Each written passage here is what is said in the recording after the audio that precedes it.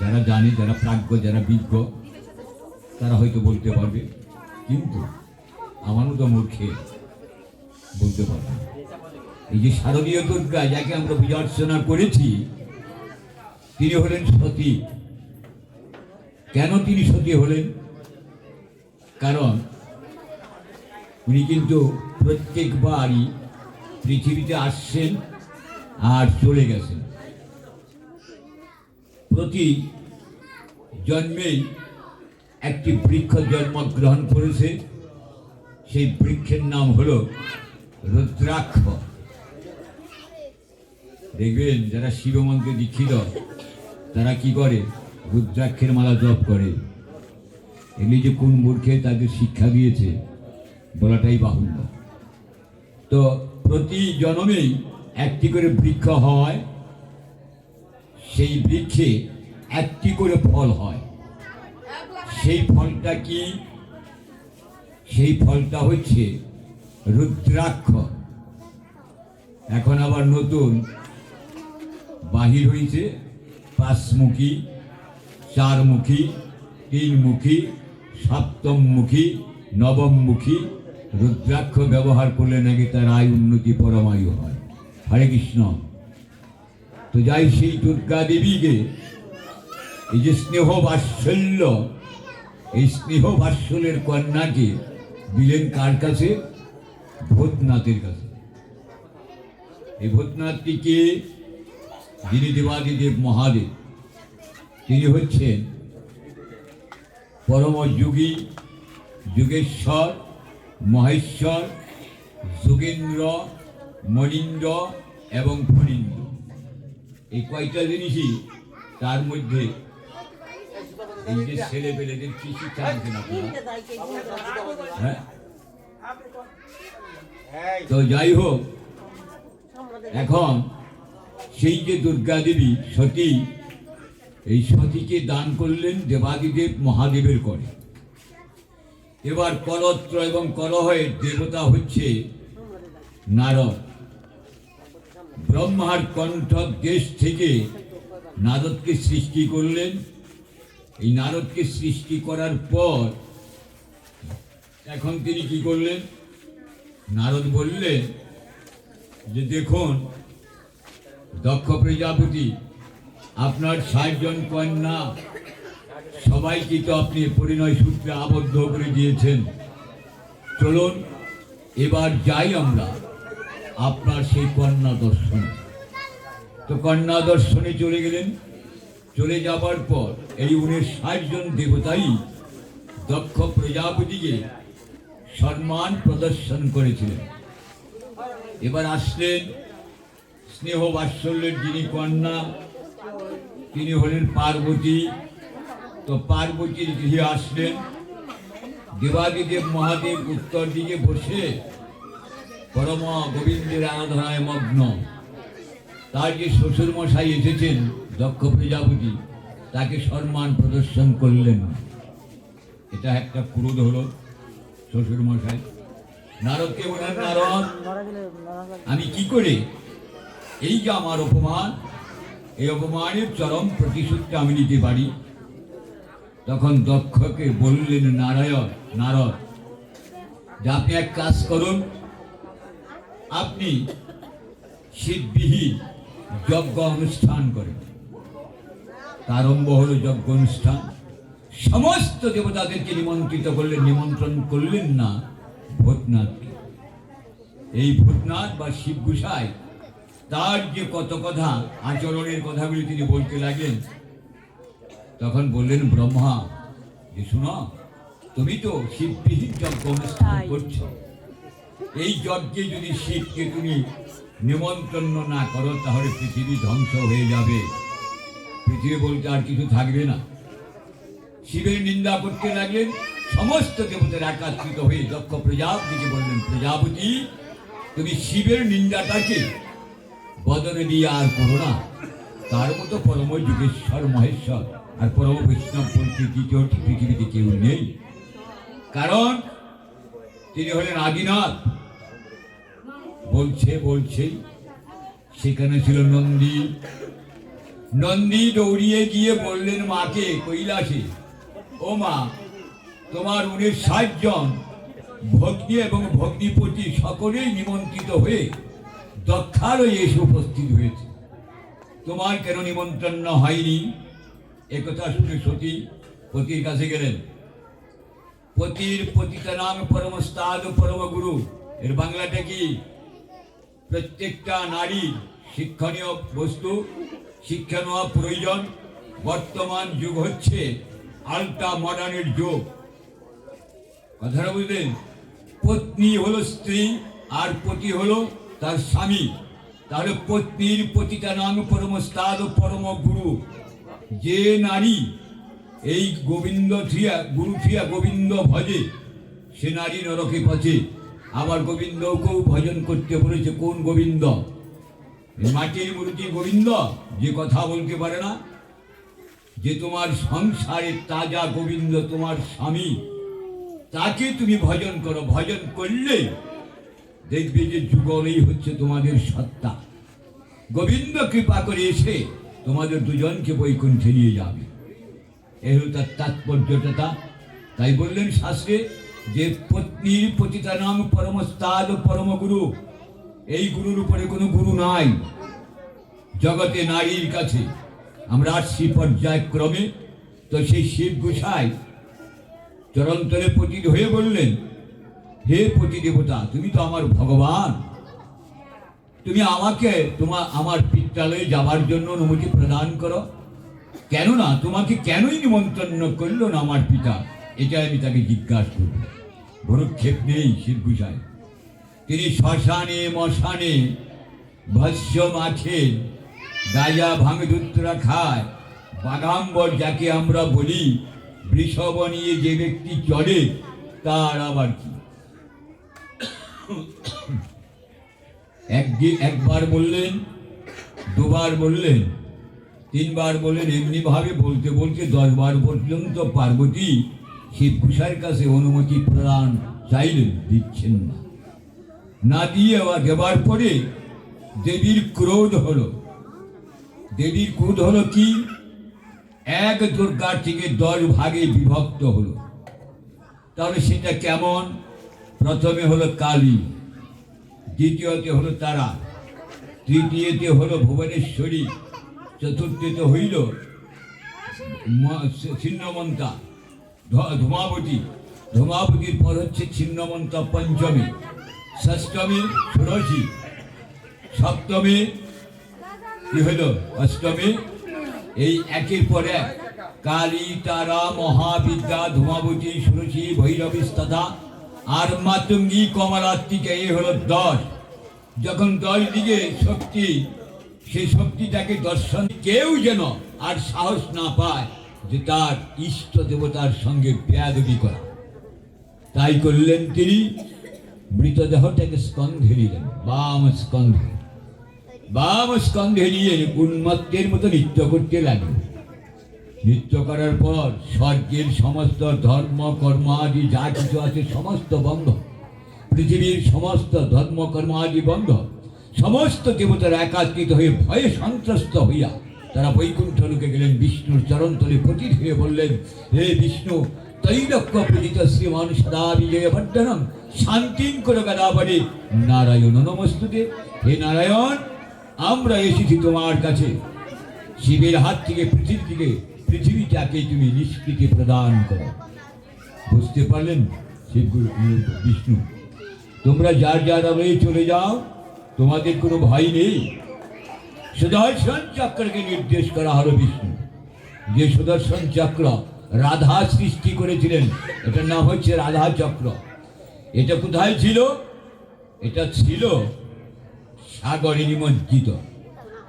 সাগর মন্থনকালে তৃতীয়বার এই চক্র আবির্ভূত হল। সেটাকে বিষ্ণু নিয়ে রাখলেন। এটা বিরাট অস্ত্র। দ্বিতীয় না তৃতীয়বার বোধ হয়, যাই হোক, এইভাবেই। এখন প্রশ্ন হলো এইটাই যে সেই সুদর্শন চক্রকে নির্দেশ করল, যাও চক্র, দেবীর যে অঙ্গ প্রত্যঙ্গ কর্তন করবে সে গোসাই যেন বুঝতে না পারে। তাই হলো প্রথম মাথার কেশ সেদিত হয়ে পতিত হলো। সকল কেশেরা একাত্রিত হয়ে গোবিন্দের কাছে প্রার্থনা করতে লাগলেন, হে গোবিন্দ, আমাদের কোন অপরাধ, এই অপরাধী হয়ে দেবীর মস্তক থেকে চ্যুত হয়ে এই পৃথিবীর ভূমিতে আমরা নিক্ষিপ্ত হলাম। দৈববাণী হলো তোমাদের কোনো ভাই নেই, তোমরা যেখানে পতিত হয়েছ সেখান থেকে একটি তীর্থ হবে, যে সেই তীর্থে আসবে, যার নাম হচ্ছে কাশী। কাশী সর্বশ্রেষ্ঠ। যেমন ভাগবত গাইলেন যে নিম্নগণামি যথা গঙ্গা, দেবনাম অচ্যুত যথা, বৈষ্ণবানামি যথা শম্ভু, পুরাণাঙ্গ মৃদংস্তথা, ক্ষেত্রনাঞ্চৈব কাশী হনোত্তমা তথা পুরাণাঙ্গ বাতা শ্রীমদ ভাগবতং দ্বিজা। এর বাংলাটা কি? সারা পৃথিবীতে যত আমরা নদ নদী দেখি তার মধ্যে শ্রেষ্ঠ হচ্ছে গঙ্গা, আর যত দেবতার মূর্তি আমরা দর্শন করি তার মধ্যে শ্রেষ্ঠ হচ্ছে অচ্যুত প্রাণ গোবিন্দ কৃষ্ণচন্দ্র সচ্চিদানন্দময় হরি। সৎ চিৎ আনন্দময়, তিন গুণে গুণান্বিত। এই তিনটি গুণ থেকে তিনটি বস্তু তিনি সৃষ্টি করেছেন। লাধিনী শক্তি রাধা, শান্তিপনী শক্তি সংরক্ষণ, আর চিৎ শব্দের অর্থ হচ্ছে চিদানন্দ ভূমিতে আবির্ভাব হইয়া জীবকে আনন্দ প্রদান করা। এই হলো সৎ চিৎ আনন্দময়, এই হলেন তিনি তিন গুণে গুণান্বিত। তো যাই হোক, কাশী যেখানে হলো, বললেন এখানে 59 কোটি শিব বসবাস করবে, অন্নপূর্ণার আবাসস্থল। কোনো ব্যক্তি যদি এই কাশীতে গিয়ে তার প্রাণ ত্যাগ করে, তার 4 জন্মে গতাগতির সমস্ত পাপ বিধৌত হয়ে যায়। আমরা কিন্তু গয়াতে যে আগে প্রথমে পিণ্ড প্রদান করি পিতৃপুরুষদের নাম, গয়াসুরের চরণে। সবচেয়ে শ্রেষ্ঠ কিন্তু কাশী। এই কাশীতে গিয়ে পিতৃমাতৃর উদ্দেশ্যে পিণ্ড প্রদান করাটাই হচ্ছে বৈদিক শাস্ত্রের প্রথম সোপান। তাহলে কাশী পেলাম, এবার কাঞ্চিটায় আসি। দেবী দুর্গার বৃদ্ধাঙ্গুলি বাম পদের যেখানে পতিত হয়েছিল তার নাম হলো কাঞ্চিপুরম। এই কাঞ্চিপুরম তীর্থে এখানে যদি আমরা গঙ্গা স্নান করি তার একটি যুগ আছে। অনেক সময় দেখবেন পঞ্জিকার মধ্যে অমাবস্যা তিথিতে মৌনব্রত পালন করে মৌনী স্নান আছে।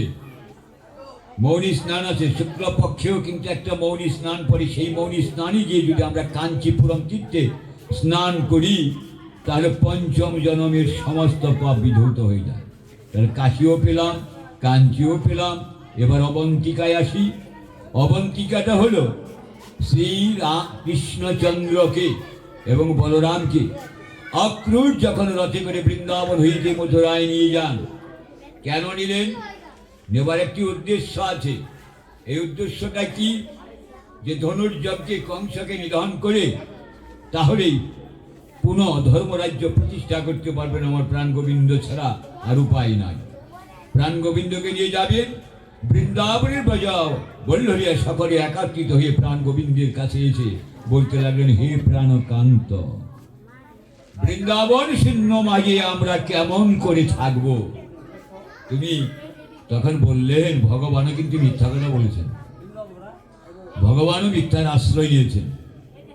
কেন নিলেন সেটারও একটা তাৎপর্য আছে। বললেন, আমি কংসকে নিধন করে আবার ফিরে আসবো এই বৃন্দাবনের ধীর সমীর রাধা রানীর প্রেম সরসিনীতে। তিনি কিন্তু ফিরে আসেন নাই দুটি কারণে। সেই কারণ দুটি কি বাবা? কারণ দুটি হচ্ছে, একটা হলো রসমাধুর্যের ভূমি ব্রজ, আর একটা হলো স্নেহ বাৎসল্যের ভূমি হলো বৃন্দাবন। এই দুইটা যত গোপনে থাকে ততই ভালো, শ্রেষ্ঠ। তাই গোবিন্দ আর ফিরে আসেন নাই। রাধারানী কেঁদে কেঁদে বলেছিলেন ললিতা বিশাখাদি সবাইকে নিয়ে যে কেন রে প্রাণ গোবিন্দ আমার ফিরে আসে না, কারণটা কি? যদি গোকুল চন্দ্র এবার ব্রজে নাহি এলো, সখীরে আমি কি মতে ধরিতাম দেহ। যদি গোকুল চন্দ্র এবার ব্রজে নাহি এলো সখী রে আমি কি মতে ধরিতাম দেহ আমার বসন ভূষণ রত্ন অলঙ্কার কাচের সমান ভেলো কাচের সমান ভেলু। প্রাণ গোবিন্দই যদি বৃন্দাবনে না থাকে, আমাকে যে অলকা তিলকা দিয়ে তোরা সাজিয়েছি, প্রাণ গোবিন্দ বিহনে সেটাই হচ্ছে একমাত্র কাচের সমান ভেলু। তাই বললেন আমার বসন ভূষণ রত্ন অলঙ্কার কাচের সমান ভেলো কাচের সমান ভেলু। ওরে জনম আমার বিফলেই গেল, জনম আমার বিফলেই গেল, এই দেহ গোবিন্দ সেবায় লাগলো না গো। জনম আমার বিফলেই গেল, এই দেহ গোবিন্দ সেবায় লাগলো না রে। কৃষ্ণ ভজন আমার হলো না রে, এই জনম আমার বিফলেই গেল।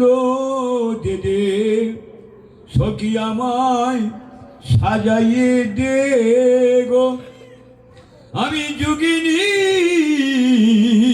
হইব গৌর হরিব, আর গেরুয়া পরিব শঙ্খের কুণ্ডল করি, আমি যোগিনী হইব আর এই গেরুয়া পরিব শঙ্খের কুণ্ডল করি। যদি মিলাই বিধি প্রাণ কৃষ্ণ নিধি, যদি মিলাই বিধি প্রাণ কৃষ্ণ নিধি, আমি মথুরা নগরে প্রতি ঘরে ঘরে দেখিব প্রাণ গোবিন্দ কোথায়। আর আমি মথুরা নগরে এবার প্রতি ঘরে ঘরে দেখিব প্রাণ গোবিন্দ কোথায়। যদি মিলাই বিধি প্রাণ কৃষ্ণ নিধি, যদি মিলাই বিধি প্রাণ কৃষ্ণ নিধি, অঞ্চলে বাধিব চঞ্চল হরি। যদি মিলাই বিধি প্রাণ কৃষ্ণ নিধি, অঞ্চলে বাধিব চঞ্চল হরি। এবার বদনে বড় অঞ্চলে বাধি চঞ্চল হরি। যদি গোকুল চন্দ্র এবার ব্রজে নাহি এলো, কি মতে ধরিতাম দেহ। রাধারানীর আক্ষেপ, রাধারানী বিলাপ করছেন প্রাণ গোবিন্দকে ফিরিয়ে আনার জন্য। গোবিন্দ আসেননি দুটি কারণ। সে দুটি কারণ কি? ব্রজভূমি হচ্ছে তার কি প্রেমের ভূমি, যেটাকে আমরা বলি। একটা হলো বাৎসল্যের ভূমি, আর একটা হলো রসমাধুর্যের ভূমি। রস, এই রসের কথা বললেন। এই রসটা কি? 5 প্রকারের রস। একটি হচ্ছে শান্ত, একটি দাস্য, একটি সখ্য, একটা বাৎসল্য, আর একটা হচ্ছে মধুর। এই 5টা রসের ধ্যান ব্রজে করেছিলেন আমার ব্রজেশ্বর শ্রী গোবিন্দচন্দ্র। আর স্নেহ বাৎসল্যের ভূমিটা বৃন্দাবন কেন? ব্রজ হইতে বৃন্দাবনে আসলেন অন্যায় অত্যাচারে জর্জরিত হয়ে ব্রজ গোপ গোপীদেরকে নিয়ে আজ আমার বৃন্দাবন চন্দ্র বৃন্দাবনে সে আশ্রয় গ্রহণ করলেন। সেটা হলো স্নেহ বাৎসল্যের ভূমি। মা যশোদা গোপাল যখন দুষ্টামি করছে, গোবিন্দের ছানা নবনী মাখন সকল কিছুই আহার করে ফেলে দিচ্ছে। মা তো জানেন না যপ্রাকৃত ধাম হইতে নিত্য ধামে গোবিন্দ এসে উপস্থিত হয়েছে তোমার জন্ম জন্মান্তরের পুঞ্জীভূত পুণ্যের ফলে। সেই পুণ্য ফলটা কি? মা যশোদা পূর্বে ছিলেন ধরাসতী, আজ কি করেছিলেন? কৃষ্ণ এবং নারদ তাকে পরখ করার জন্য ব্রাহ্মণ রূপে সেজে গিয়ে সেই ধরাসতীর গৃহে গিয়ে আহার বিহার করেছিলেন, তাদের ক্ষুধা নিবৃত্তি করেছিলেন। কিভাবে? সেটা স্তন, বাম স্তন কর্তন করে বিক্রি করে তিনি অতিথি রূপে নারায়ণদেরকে সেবা দিয়েছিলেন। গোবিন্দ আহার করে বলেছিলেন, মনে মনে অন্তর্যামী বলেছিলেন, হে মা, তুমি যখন তোমার বাম স্তন কর্তন করে আমাদের সেবা দিয়েছ, আগামী যুগে তোমার কুলে লালিত পালিত বর্ধিত হব, তোমার বাম স্তন পদনে দিয়ে মাতৃ নামের সার্থকতা করব। এ কারণেই গোবিন্দ অপ্রাকৃত ধাম হইতে নিত্যধামে আসলেন। স্নেহ বাৎসল্যের ভূমি। মা গোবিন্দকে বাধার জন্য অনেক চেষ্টা করেছেন। একটা গাভীর রশি, দ্বিতীয় গাভীর রশি, এভাবে করতে করতে 9 লক্ষ গাভীর রশির দ্বারা গোবিন্দকে বন্ধন করতে চেয়েছিলেন। তারপরে 2 অঙ্গুলি কম পড়ে, তারপরও 2 অঙ্গুলি কম পড়ে। মাকে বললেন অন্তর্যামী, ও মা, তুমি অনন্তগুলি বিশ্ব ব্রহ্মাণ্ডের সমস্ত রশিকে যদি একত্রিত করেও তোমার গোপালকে বাঁচতে যাও, বাঁচতে পারবে না। আমি যে স্নেহ বাৎসল্যে কারুর কাছে ধরা নই মা, আমি ভক্তের কাছে ভক্তির ডোরে বাধা পড়ে আছি। তাই যে সমস্ত জীবের জন্য আমি এসেছি, তোমার একার জন্য আসি না। তোমাকে আমি কৃপা করবো, ঠিক, সবার জন্য এসেছি। তো এই সেই অবন্তীনগর কৃষ্ণকে মানে অর্থাৎ কংসকে নিধন করার পর কৃষ্ণ বলরামকে বললেন, হে দাদা, আমরা তো ক্ষত্রিয়, আমাদের যে দীক্ষা মন্ত্র নেওয়া বিশেষভাবে প্রয়োজন, বলো তো দেখি কার কাছ থেকে আমরা দীক্ষা মন্ত্র নিতে পারি। তখন মনে মনে চিন্তা করলেন চিন্তামণি, যার তো কেউ নয়, ওই যে অবন্তী নগরে দেখা যায় ব্রাহ্মণ শ্রেষ্ঠ শান্তিপুরী ব্রাহ্মণ, আমার ধ্যানে যখন মগ্ন, তিনি ব্রহ্মত্ব প্রাপ্ত হয়েছে, ওই ব্রাহ্মণের কাছ থেকে আমি দীক্ষা মন্ত্র গ্রহণ করব। ধীরে ধীরে চলে গেলেন। চলে যাবার পর সেই শান্তিপুরী ব্রাহ্মণের কাছ থেকে ভগবান কৃষ্ণচন্দ্র এবং ভগবান বলরাম নাম গ্রহণ করলেন, দীক্ষা গ্রহণ করলেন। 64 দিন পর্যন্ত গুরু গৃহে থাকিয়া 64 প্রকারের শাস্ত্র অধ্যয়ন করে প্রত্যাবর্তন করলেন। এই প্রত্যাবর্তন যে করলেন, পথি মধ্যে দাদা বলরামকে বললেন, দাদা, আমরা তো ক্ষত্রিয়, দীক্ষা মন্ত্র পেলাম, তবে গুরুকে যে দীক্ষার দক্ষিণা দেওয়া প্রয়োজন, বলো তো দেখি দাদা, আমরা কি দিলে গুরু সন্তুষ্ট হবে? প্রত্যাবর্তন এখানে লীলার অবতারণা, জীবকে শিক্ষা দেওয়ার জন্য। গোবিন্দের লীলার অবতারণা জীবকে শিক্ষা দেওয়ার নিমিত্ত করে ফিরে আসলেন সেই শান্তিপুরীর গৃহে। শান্তিপুরী গৃহে যে শান্তিপুরী ব্রাহ্মণকে বললেন, ব্রাহ্মণায় কুলশ্রেষ্ঠ যজ্ঞ পবিত্র ধারণম ব্রহ্মজ্ঞানং সমাযুক্তাং ব্রাহ্মণে ভুনমনম। হে ব্রাহ্মণ শ্রেষ্ঠ, আমরা যে আপনার কাছে দীক্ষা মন্ত্র পেয়েছি, সেই দীক্ষার যে দক্ষিণা দেওয়া প্রয়োজন, বলুন তো দেখি আমরা কি দক্ষিণা দিলে আপনার মনস্তুষ্টি হবে? মনে মনে চিন্তা করলেন, তুমি না ভগবান, অনন্তগুলি বিশ্ব ব্রহ্মাণ্ডে যিনি স্রষ্টা, অনন্তগুলি জীবের যিনি নিয়ন্ত্রণ কর্তা, সেই আজ আমার কাছে দীক্ষার দক্ষিণা দেওয়ার জন্য প্রতিশ্রুতিবদ্ধ হচ্ছে। দেখবো তুমি কেমন ভগবান। ভগবানের মধ্যে 6টা শক্তি রেখে দিয়েছেন। কি কি? একটা হলো ঐশ্বর্য, একটা হলো বীর্য, একটা হলো শ্রী, একটা হলো যশ, একটা হলো বিবেক, আর একটা হলো বৈরাগ্য। এগুলি কিন্তু কোনো মহতের মধ্যে ভগবান ছাড়েন নাই। যদি ভগবান এগুলি ছেড়ে দিতেন, ভগবান বলে কিছু থাকতো না, ধর্ম কর্ম মানব জীব জানোয়ার কোনো কিছুই মানত না। এখনই মানে না, আলটা মডার্নের যুগ, আর এটা ছাড়লে তো আরো কোনো কিছু হইত। তো এই ছয়টা দিন সরস্বতীপূর্ণ ভগবান অন্তর্যামীকে চিন্তা করলেন। যার চিন্তায় অনন্তগুলি বিশ্ব ব্রহ্মাণ্ডের জীব চিন্তায় চিন্তামণি, আর সেই চিন্তামণি এসে আমার মতো নরাধম ব্রাহ্মণের কাছ থেকে দীক্ষা মন্ত্র গ্রহণ করেছে। এবার শান্তিপুরী ব্রাহ্মণ তার উদ্যোগী ক্রিয়াকর্ম সম্পাদন করার জন্য ভগবানের কাছ থেকে একটি পুত্র সন্তানকে এনেছিলেন। তো সেই পুত্র সন্তান সাগরে স্নান করতে গিয়ে আর ফিরে আসেন না। বাবা, তুমি যখন আমাকে দীক্ষা মন্ত্রের দক্ষিণা দিতে চাও, আমার মৃত পুত্রকে যদি ফিরিয়ে এনে দিতে পারো তাহলে আমার দীক্ষার দক্ষিণা হবে। কেমন ভগবান আর কেমন ভক্ত! এক চাঁদ আর চাঁদের সঙ্গে সংমিশ্রিত হয়েছে, এক চাঁদ আর চাঁদের সঙ্গে মিশ্রিত হয়েছে।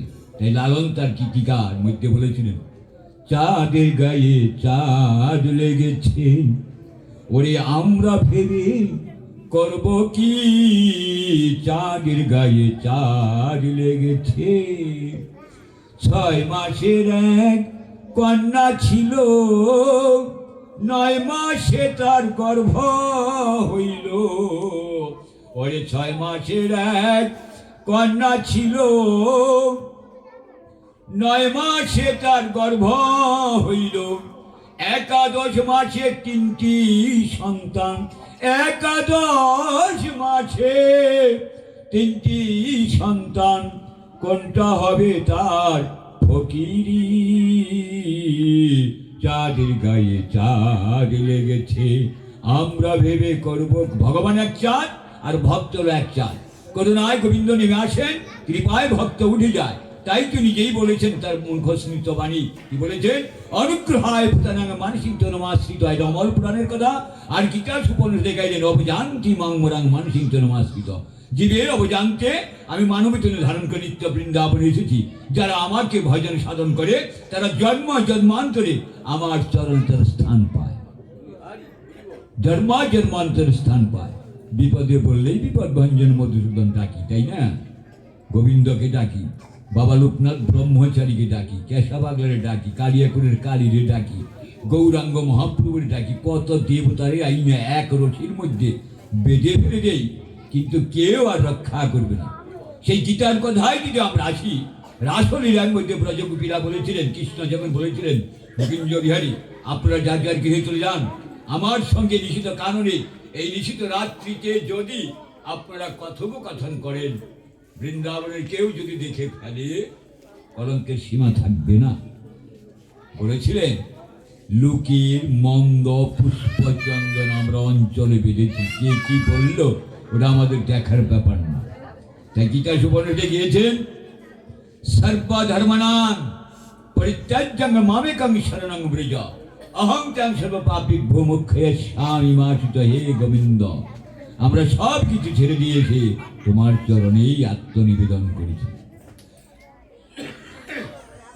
আত্মনিবেদন করেছি। তাহলে ভগবান এক চাঁদ, ভক্ত এক চাঁদ।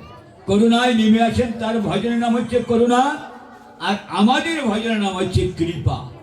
কৃপায় উঠে যায়, করুণায় নেমে আসেন, তাই তো এক চাঁদ। ওরে 6 মাসের এক কন্যা ছিল সররিপ। ভজনে যখন আমরা প্রবেশ করি, কন্যার পরিগ্রহ করি। সররিপ কাম, ক্রোধ, লোভ, মোহ, মদ, মাৎসর্য, এই যে সররিপু, যখন এই সররিপুকে আমরা কি করি? দমন করার জন্য চেষ্টা করি। ভক্ত সঙ্গে নিত্য বৃন্দাবনে যাই, তখন আমি নারী প্রকৃতি সাজ আমার মধ্যে এসে যায়, তখন নারী হয়ে যায়। 6 মাসের এক কন্যা ছিল, 9 মাসে তার গর্ভ হইল। 9টা মাস কি বলতে পারি আমরা? হ্যাঁ, অনেকেই তো এখানে ভজনশীল দেহ পাইছে, গোবিন্দের ভজন করেন। 9 মাসে তার গর্ভ হইল। আসেন, একটি হলো স্মরণ, একটি হলো ভজন, একটি হলো মনন, একটি হলো কীর্তন, একটি হলো শ্রবণ, একটি হলো পাদসেবন, একটি হলো বন্ধন, একটি হলো অর্চন, আর হলো শ্রদ্ধায় আত্মনিবেদন। এটাকে কি বলা হয়? এটা নববিধা ভক্তি। যখন আমার এতগুলি জিনিস অন্তরে জাগ্রত হলো, তখন আমার একটি কি হলো, গর্ভ হইলাম। কি গর্ভ হইল? আমার পুত্র সন্তান তিনটি আমার গর্ভে রইল। এই তিনটি সন্তান কি বলতে পারি আমরা? তিনটি সন্তান কি? তিনটি সন্তান হচ্ছে একটি রজগুণ, একটি তমগুণ, আর একটি শতগুণ। শত, রজ এবং তম, এই তিন পুত্রের মধ্যে, তিন গুণের মধ্যে আমার কোন গুণের পুত্রটা বংশে বৈষ্ণব হয়ে তার পূর্বপুরুষদেরকে উদ্ধার করে নিয়ে যাবে। আর 6 মাসের এক কন্যা ছিল, 9 মাসে তার গর্ভ হইল, 11 মাসে 3টি সন্তান, 11টি মাস। 11 মাসটা কি? মাগো গালের থেকে হাতটা সরে দাও। হ্যাঁ, 11 মাসটা কি? 11 মাসটা হচ্ছে 10টা হলো ইন্দ্রিয়, বুঝতে পারলেন? 10টা ইন্দ্রিয়, তন্মধ্যে আর একটা ইন্দ্রিয়কে যুক্ত করতে বলেছে, সেটা হলো মন ইন্দ্রিয়। আমি কৃষ্ণ নাম আস্বাদন করছি, আমার মন ইন্দ্রিয় চলে গেছে, সেই বিরাটে পুত্ররা রয়েছে, চাকরি করে। ওই ইন্দ্রিয়কে দমন করে এই 10-এর সঙ্গে একাত্রিত করে, তাকে বলা হয় 11 ইন্দ্রিয়। 11 মাসে 3টি সন্তান, কোনটা হবে তার? ফকিরি,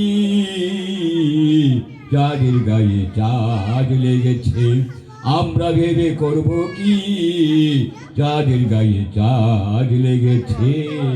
এই ঘর আছে যার, দুয়ার নাই। আমরা যখন বসবাস করি গৃহে, ছেলেপুলে নিয়ে, সেই গৃহে কিন্তু একটা দরজা থাকে, তার মধ্যে একটি খিল থাকে, যেটা আঞ্চলিক ভাষায় আমরা বলি খিল। এই ঘর আছে যার, দুয়ার নাই, লোক আছে তার, বাক্য নাই ভ্রমণ।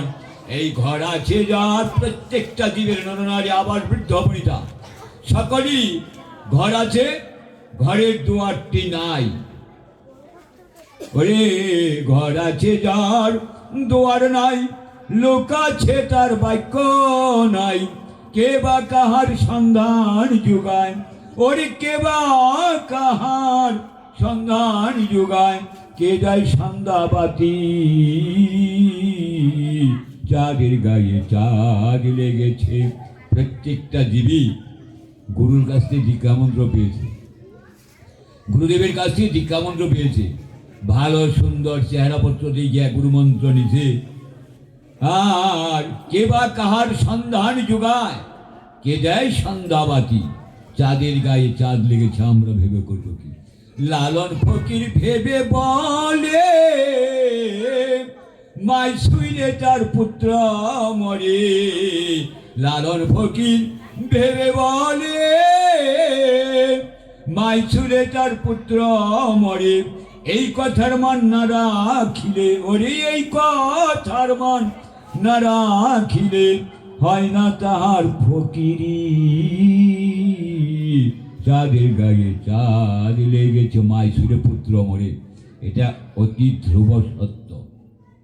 তাহলে আমরা কোথায় জানবো? চৈতন্য চৈতামৃতের মধ্যে কৃষ্ণদাস কবিরাজ তার লেখনীর দ্বারা স্বতঃস্ফূর্তভাবে জীবের কাছে তিনি প্রকাশ করেছেন যে এত রূপ দেখে বিষ্ণুপ্রিয়াকে শ্রী গৌরাঙ্গের সঙ্গে পরিণয় সূত্রে আবদ্ধ করে দিয়ে তাকে সংসারের শেকল পরাবেন, পারেন নাই।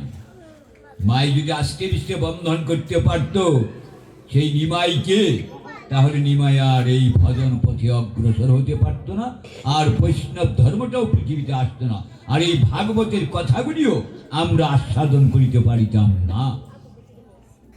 লালন ফকির ভেবে বলে, মাই শুনে তার পুত্র মরে, এই কথার মান না রাখিলে হয় না তার ফকির।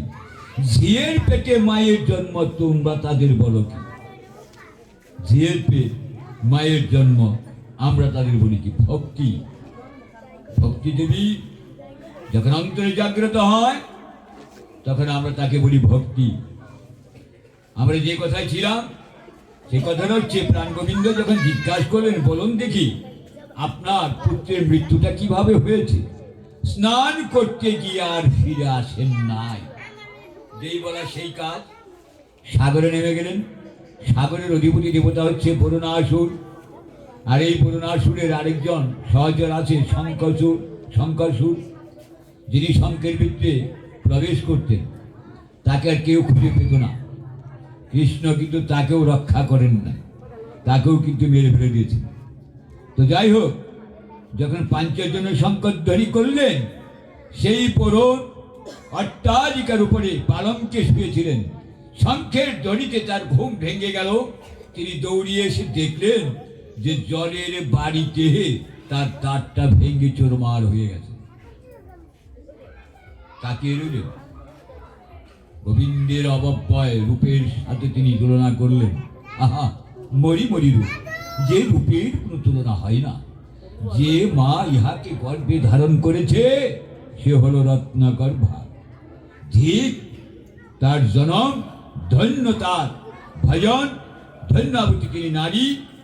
যে মা একে ধারণ করেছে তার মতো পরম কৃপাময় গোবিন্দ তাকে কৃপা করেছিলেন।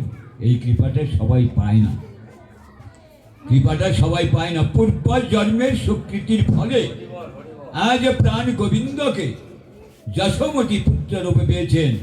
কিন্তু তিনি জানেন না যে আমার গর্ভে কন্যা সন্তান হয়েছে নাকি পুত্র সন্তান হয়েছে। কে জানেন? ভগবান জানেন, গোবিন্দ আমার। তাই যুগমায়াকে ডেকে ডেকে তিনি বলেছিলেন, যুগমায়ায় প্রভাবেন সংসার স্থিতিকারিণী। যুগমায়া প্রভাব বিস্তার করলেন, বিস্তার করে আমাকে আপনাকে সবাইকে ঘুমে অচৈতন্য করে রাখলেন। মোহমায়ায় মোহিত হয়ে রইলাম। কে কি জন্ম নিয়েছেন যখন শিলাপৃষ্ঠে নিক্ষিপ্ত করলেন, তখন সেই কন্যাকে নিয়ে যখন শিলাপৃষ্ঠে নিক্ষিপ্তাং যখন নিক্ষেপ করতে চাইলেন, ঊর্ধ্বগামিনী ঊর্ধ্ব দিকে যেতে যেতে দুর্গা দেবী অষ্টাদশ ভুজে বিভূষিত হয়ে তিনি দৈববাণী করে, রে মূর্খর প্রাচীন, আমাকে মারা এত সহজ নয়। তোমাকে পৌঁছিবে যে গোকুলিতে বাড়িতে শেষে। এই তো কৃষ্ণকে নিধন করে তিনি অবন্তী নগরে চলে গেছেন। এবার সেই বরুণ যখন দেখলেন, আহা মরি মরি রূপ, যে রূপের কোনো তুলনা হয় না, ওই রূপ একবার যে দেখেছে সেই তো ভুলেছে। আর জনমের মতো কি করেছে? ওই চরণে বিকাইয়ে দিচ্ছে, তাই না? যে ওই রূপ যে একবার দেখেছে, ওই চরণে তার প্রাণ সঁপে দিয়েছে। আর কেঁদে কেঁদে বলেছেন, তোমার ওই চরণ ধুলো যেন বক্ষে মাছি হরি, তোমার চরণ ধুলো যেন আমি পক্ষে মাখি। যাবার বেলে যখন আমি তোমায় দেখি, তোমার ওই চরণের ধুলো আমার বক্ষে মাখি। আমি যাবার সময় যেন হরি তোমায় দেখি, এবার বদনে বলো হরি হরি। যাবার বেলায় যেন তোমায় দেখি, ওই চরণের ধুলো অঙ্গে মাখি। ভক্তের ধুলো ভগবান পর্যন্ত কি করেছিলেন? তিনি তার অঙ্গে মেখেছিলেন। কিভাবে মেখেছিলেন?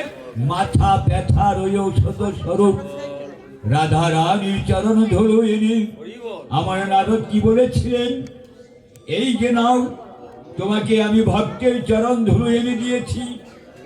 এবার প্রাণ গোবিন্দ সেই নারদকে বলেছিলেন, আমার মাথার ব্যথায় আর নাই। হে নারদ, তুমি যে বলেছ তোমার মতো পরম ভক্ত আর দ্বিতীয়টি নেই, তোমার কি ওই চরণ ধুলো ছিল না? ওই ধুলো দিয়ে কি তুমি আমার মাথা ব্যথা সারাতে পারতে? তুমি যে ভক্ত খোঁজার জন্য বৃন্দাবনে গিয়েছ, তারা যে অনুরাগের ভক্তিতে আমাকে ভজন করে, তাই তো সেই ভক্তের পদধূলি এনে যখন আমি মাথায় মেখেছি, আমার আপনটি সমস্ত ব্যাধি নিষ্কৃতি পেয়েছে। আর তুমি বলছ যে আমার মতো পরম ভক্ত দ্বিতীয়টি পৃথিবীতে নাই। তোমার ওই পদধূলি কি ছিল না? তুমি কি পদধূলি দিতে পারতে না? তো ভক্তের পদধূলি এনে আপন বক্ষে মেখে কি করেছি আমরা? বুকে হা কৃষ্ণ গোবিন্দ বলে প্রয়াণের পথে যেন আমরা অগ্রসর হতে পারি। তাই যখন বললেন তুমি কে, শাস্ত্রকার বললেন বরুণ, যার অপেক্ষায় তুমি আছো এতকাল পর্যন্ত, তোমার জন্মকে তুমি সার্থক করার জন্য, সেই যে প্রাণ গোবিন্দ তোমার নিকটে এসেছে। ওই চরণ দুখানি বক্ষপরি ধারণ করে রাখো। যখন জানতে পারলেন নয়ন যখন ফিরছে না, এই রূপের যখন কোনো তুলনাই নেই, তখন পদকর্তা গাইলেন, ওই ভাব দর্শন করে ভাগবতকার গাইলেন কি, তোমার যুগল চরণ যেন আমার বক্ষে ধরি হরি, তোমার যুগল চরণ যেন আমার বক্ষে ধরি, আর বদনে হা কৃষ্ণ গো বৃন্দাবনী, তোমার যুগল চরণ যেন আমার বক্ষে ধরি, দাও দাও তোমার ওই যুগল চরণ আমায় দান, ওই যুগল চরণ যেন আমি বক্ষে ধারণ করি। আর জানো কি, তোমার যত কৃষ্ণ ভক্ত আছে, তোমার যত ভক্ত, সেই ভক্তের পদধূলি এনে আপন বক্ষে যেন মারতে পারি, আর ভক্ত সঙ্গও করতে পারি। বলো, আমার এই গুরুপুত্রকে তুমি কোথায় রেখেছ? আমরা তো তোমার গুরুপুত্র প্রিয়ম্বরকে রাখি নাই। যখন স্নান করতে এসেছে যমলোক থেকে, ধর্মরাজ যম এসে রথে করে তাকে যমালোকে নিয়ে গেছেন। যেই বলা সেই কাজ, নরককুণ্ডে নিয়ে গেলেন। নরককুণ্ডে যাবার পরে ভাগবত অমৃত তত্ত্ব কথা, শ্রবণ মঙ্গলম, আর অন্যান্য গ্রন্থ বলছে পদন দিয়ে কৃষ্ণ নাম করো, ভক্ত সঙ্গ করো। আর ভাগবত বলছে শ্রবণ মঙ্গলম, শ্রবণ করলেই মঙ্গল হয়। পিবত ভাগবত রসমালয় মহুরহু রসিক ভাবুকা। ভাগবতের অমৃত রস, পঞ্চরস যাকে আমরা বলি, এই রস প্রেমরস নির্যাসিত করে আস্বাদন করতে বলেছে সমস্ত ভক্তদেরকে। পিবত ভাগবত রসমালয় মহুরহু রসিক ভাবুকা। তো যে কথা আমি বলছিলাম ভক্ত, এবার প্রাণ গোবিন্দের সেই চরণ স্পর্শে 84 নরককুণ্ড থেকে পাপীদের যারা কি শাস্তি ভোগ করতে ছিল, তারা কি করলেন? তারা কৃষ্ণ পরশে ধন্য হইল, তারা কৃষ্ণ পরশে ধন্য হইল। ওই গোবিন্দ দর্শনে তারা মুক্তি পেল, কৃষ্ণ স্পর্শে তারা ধন্য হইল। তারা বদনে হা কৃষ্ণ, হা কৃষ্ণ বলে তারা বৈকুণ্ঠেতে যেতে লাগলো, বৈকুণ্ঠেতে যেতে লাগলো। যমরাজ সেই প্রিয়ম্বর পুত্রকে এনে প্রাণ গোবিন্দের করে অর্পণ করলেন। অর্পণ করার পর বললেন, প্রভু আপনি তাড়াতাড়ি করে প্রস্থান করুন, যার চরণ স্পর্শে 84 নরককুণ্ড একেবারে খালি। আমি কোন পাপীদেরকে দিয়ে এই 84 নরককুণ্ড ভরব এবং তাদেরকে আমি শাস্তি প্রদান করব। কৃষ্ণ নিয়ে আসলেন, নিয়ে এসে তিনি তার গুরুর করে অর্পণ করলেন সেই প্রিয়ম্বরকে দক্ষিণা স্বরূপ। কেমন ভক্ত আর কেমন ভগবান, কেউ কাউকে ছাড়ছে না। তুমি কেমন ভগবান আমি দেখব। আর অন্তর্যামী গোবিন্দ বলছেন, আমি লীলার অবতারণা করছি জীবকে শিক্ষা দেওয়ার নিমিত্ত। তাহলে আমরা শিক্ষা পেলাম। তো ভগবান ভক্তের ভগবান, সেই হলো ভগবান। তাহলে কাশী, কাঞ্চি, অবন্তিকা, মথুরা, দ্বারাবতী, এই যে গঙ্গার কথা আমরা বলি, গঙ্গাটা হলো আমার বিষ্ণু সাহিত্য আছেন বৈকুণ্ঠে, লক্ষ্মী তার পদ সেবা করছেন। নারদের মনের প্রয়াস সেই লক্ষ্মীপতিকে দর্শন করার জন্য বৈকুণ্ঠে যাবেন। ব্রহ্মা, শিব এবং নারদ তারা চলে গেলেন সেই বৈকুণ্ঠে। অনন্ত সজ্জায় সাহিত্য আমার শ্রী গোবিন্দ।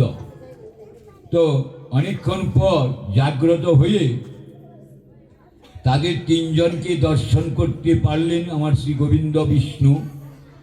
বললেন, নারদ, ব্রহ্মা, শিব, তোমরা কখন এসেছ? তো নারদ, তুমি যখন এসেছ তাহলে এক কাজ করো, অনেক দিন হয় মল্লার রাগে আমি গান শুনি না, তুমি যদি দয়া করে মল্লার রাগে আমাকে একটুখানি গান শোনাও তাহলে আমি আনন্দিত হব। তো এবার মল্লার রাগে নারদ তার বীণার মধ্যে টান দিয়ে কীর্তন আরম্ভ করলেন। কীর্তন শ্রবণ করিতে করিতে বিষ্ণু দ্রবীভূত হয়ে গেলেন। তিনি চারজনে একাত্রিত হয়ে দ্রবীভূত হয়ে গেলেন। তারা আর জগতের কোনো সংবাদ তাদের কাছে নেই। এই যে ঘর্মাক্ত কলেবর বিষ্ণুর কিছুক্ষণ পর ব্রহ্মাকে বললেন, ব্রহ্মা, তোমার এই কমণ্ডলে আমার এই কলেবরগুলি মানে ঘামগুলি রেখে দাও। ব্রহ্মা কারো জোরে বলেছিলেন, এই ঘাম দিয়ে আমি কি করবো? তুমি পৃথিবীতে নিয়ে যাও, তুমি এটাকে পৃথিবীতে নিয়ে যাও, নিয়ে গেলে দেখবে কত ত্রিতা বিজনিত পাপি তাপিদের সংস্পর্শে মুক্ত পাবে, যার কোনো ইয়ত্তা নেই। এ কারণেই বলা হয়েছে বিষ্ণু পদি গঙ্গা। বিষ্ণুর পদের থেকে সৃষ্টি হয়েছে, সর্বঙ্গের সৃষ্টি হয়েছে। এক এক পুরাণের এক এক মতবাদ। কোন মত বলছেন যে স্বর্গ হইতে ভগীরথের ডাক দিয়ে এনেছিলেন গঙ্গাকে। আবার কেউ কেউ বলছেন যে বিষ্ণু ধর্মাত্ম কলেবর, এই যে ঘাম শেষ বিন্দু যেটাকে বলা হয়, এটা যে কমণ্ডলে রেখেছিল ব্রহ্মা, এটা থেকে সৃষ্টি হয়েছিল গঙ্গা, যেটা মহাদেব জটার মধ্যে ধারণ করেছিলেন। এই এক গঙ্গা, মানে মতবাদের শেষ নয়, একের পর এক মতবাদ। তা আমরা মতবাদ পরিষ্কার করেই এক পথেই থাকি হরিনাম সংকীর্তনে, তাই না? সর্বধর্মনাং পরিত্যাজ্যং মামেকং শরণং ব্রজ অহং ত্যাং সর্ব পাপী ভূমুখ স্বামী মাসিত। যদি কালিয়াপুরে বড় একটা আসর টাসর পাই, আমাকে কেউ যদি 2 ঘন্টার সময় দেয়, তাহলে ভক্তের সঙ্গে নিত্য বৃন্দাবনে ভক্তের পদ ধুয়ে নে আপন বক্ষে মেখে শিরে ধারণ করে ভক্তের সঙ্গে প্রেমালিঙ্গনে প্রেমতীর্থে মুড়ায়ে মাথা হরিকল্প তরমল জড়িয়ে ধরো আমার ভক্তির লতা। চৌদিকে দাও সতের বেড়া, ফিরবে কত ছাগল মেরা, জল ঢালা গাছের গোড়ায় গোড়ায় ফুটবে করে মেলবে পাতা। হ্যাঁ, এই যেন কোনোদিনই কারো প্রতি যেন দুষ্ট না হই, এই আশীর্বাদটা করবেন। সমস্ত ভক্তের পদ ধরে এনে যেন মাথার শির মানে ভূষণ এবং বক্ষের ভূষণ, যেটা ব্যাধি নিবারণ করতে পারে একটা ভক্তের চরণ ধুলতে। ভক্ত ছাড়া ভক্তি পাওয়া যায় না, আর এই ভক্তের পদ ধরে পেতে হলে ভক্তির বিশেষ প্রয়োজন। ভক্ত ছাড়া ভক্তি মিলে না, ইহা জানাই আছে। ভক্তির ধন যদি পেতে চাও রে মন, তুমি যাও না ভক্তের কাছে রে মন, যাও না ভক্তের কাছে। ভক্ত ছাড়া ভক্তি পাবে না, ইহা জানাই আছে। ভক্তির ধন যদি পেতে চাও রে মন, তুমি যাও না ভক্তের কাছে রে মন, যাও না ভক্তের কাছে। ভক্ত সঙ্গে সংকীর্তনে গৌর হরিব মজা আপন মন। ভক্তের সনে সঙ্গ নিলে পাবে ওরে প্রেম ভক্তি রতন, পাবে আর মানিক কাঞ্চন। ভক্ত শনি সংকীর্তনে ওরে মজা আপন মন। ভক্তের শনে নিলে পাবে হারি হারি প্রেম ভক্তির রতন, পাবে আরো মানিক রতন। ভক্ত ছাড়া ভক্তি পাবে না, ইহা জানাই আছে। ভক্তির ধন যদি পেতে চাও রে মন, যাও না ভক্তের কাছে রে মন, যাও না ভক্তের কাছে। ভক্ত শনি সংকীর্তনে ওরে মজা আপন মন। এই যে ভক্তের সঙ্গ, এটা দুর্লভ সঙ্গ, এটা দুর্লভ সঙ্গ। এই ভক্তির সঙ্গটা কে কতটুকু করতে পারে? ভক্ত শনি চল ফির মন, ভক্ত সঙ্গেই থাকো। ভক্তের পদ ধুলো এনে আপন বক্ষে মাখো রে মন, আপন বক্ষে মাখো। ভক্ত শনি সংকীর্তনে ওরে মজা আপন মন। ভক্তের শনি সঙ্গ নিলে পাবে প্রেম ভক্তির রতন, পাবে আরো মানিক কাঞ্চন। ভক্ত শনি চল ফির মন, ভক্ত সঙ্গেই থাক। ভক্তের পদ ধুলো এনে নিজের আপন বক্ষে মাখো রে মন, আপন বক্ষে মাখো। ভক্তি শূন্য জ্ঞান দার বলে ভক্ত পাবার আসে। ভিক্ষার জুলি স্কন্ধে নিয়ে চলছি দেবী দাসে। যদি ভাইকে ভক্ত সঙ্গ মিলে, ভক্তি শূন্য জ্ঞান দাস বলে ওরে ভক্ত পাবার আসে। ভিক্ষার জুড়ি স্কন্ধে নিয়ে চলছি দেবী দেশে। যদি ভাইকে ভক্ত সঙ্গ মিলে, ভক্ত ছাড়া ভক্তি পাবে না, ইহা জানাই আছে। ভক্তির ধন যদি পেতে চাও রে মন, তুমি যাও না ভক্তের কাছে রে মন, যাও না ভক্তের কাছে। আমাদের শ্রীমদ্ ভাগবত। জয় জয় সাধুগুরু বৈষ্ণব প্রেমানন্দে।